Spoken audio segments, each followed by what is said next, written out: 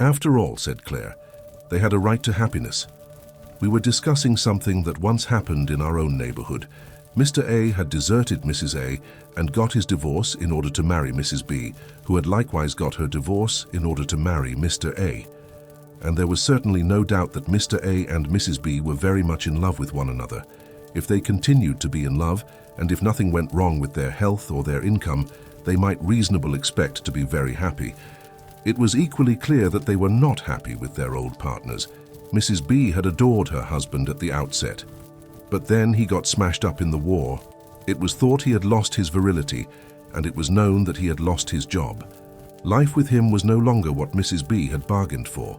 Poor Mrs. A too. She had lost her looks and all her liveliness. It might be true, as some said, that she consumed herself by bearing his children and nursing him through the long illness that overshadowed their earlier married life. You mustn't, by the way, imagine that A was the sort of man who nonchalantly threw a wife away like the peel of an orange he'd sucked dry. Her suicide was a terrible shock to him. We all knew this, for he told us so himself. But what could I do, he said. A man has a right to happiness. I had to take my one chance when it came. I went away thinking about the concept of a right to happiness. At first this sounds to me as odd as a right to good luck, for I believe, whatever one school of moralists may say, that we depend for a very great deal of our happiness or misery on circumstances outside all human control. A right to happiness doesn't, for me, make much more sense than a right to be 6 feet tall, or have a millionaire for your father, or to get good weather whenever you want to have a picnic. I can understand a right as a freedom guaranteed me by the laws of the society I live in. Thus, I have a right to travel along the public roads because society gives me that freedom. That's what we mean by calling the roads public. I can also understand a right as a claim guaranteed me by the laws and correlative to an obligation on someone else's part. If I have a right to receive $100 from you, this is another way of saying that you have a duty to pay me $100. If the laws allow Mr. A to desert his wife and seduce his neighbor's wife, then by definition, Mr. A has a legal right to do so, and we need bring in no talk about happiness. But of course that was not what Claire meant. She meant that he had not only a legal but a moral right to act as he did. In other words, Claire is, or would be, if she thought it out, a classical moralist after the style of Thomas Aquinas, Grotius, Hooker, and Locke. She believes that behind the laws of the state there is a natural law. I agree with her. I hold this conception to be basic to all civilization. Without it, the actual laws of the state become an absolute, as in Hegel. They cannot be criticized because there is no norm against which they should be judged. The ancestry of Claire's maxim, "They have a right to happiness," is august. In words that are cherished by all civilized men, but especially by Americans, it has been laid down that one of the rights of man is a right to the pursuit of happiness.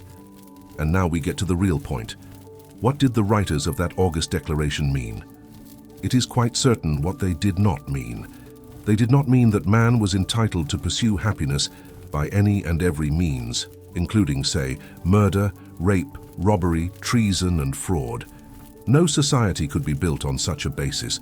They meant to pursue happiness by all lawful means, that is, by all means which the law of nature eternally sanctions and which the laws of the nation shall sanction. Admittedly, this seems at first to reduce their maxim to the tautology that men, in pursuit of happiness, have a right to do whatever they have a right to do. But tautologies, seen against their proper historical context, are not always barren tautologies. The Declaration is primarily a denial of the political principles which long governed Europe, a challenge flung down to the Austrian and Russian empires, to England before the Reform Bills, to Bourbon France. It demands that whatever means of pursuing happiness are lawful, for any should be lawful for all that man. Not men of some particular caste, class, status, or religion should be free to use them.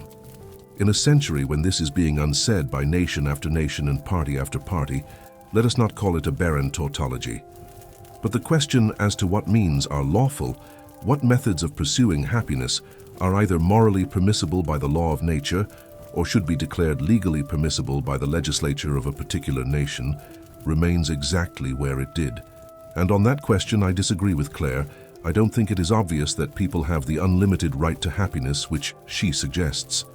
For one thing, I believe that Claire, when she says happiness, means simply and solely sexual happiness, partly because women like Claire never use the word happiness in any other sense, but also because I never heard Claire talk about the right to any other kind. She was rather leftist in her politics and would have been scandalized if anyone had defended the actions of a ruthless man eating tycoon on the ground that his happiness consisted in making money and he was pursuing his happiness. She was also a rabid teetotaler. I never heard her excuse an alcoholic because he was happy when he was drunk. A good many of Claire's friends, and especially her female friends, often felt, I've heard them say so, that their own happiness would be perceptibly increased by boxing her ears. I very much doubt if this would have brought her theory of a right to happiness into play. Claire, in fact, is doing what the whole Western world seems to me to have been doing for the last 40-odd years. When I was a youngster, all the progressive people were saying, "Why all this prudery? Let us treat sex just as we treat all our other impulses." I was simple-minded enough to believe they meant what they said. I have since discovered that they meant exactly the opposite.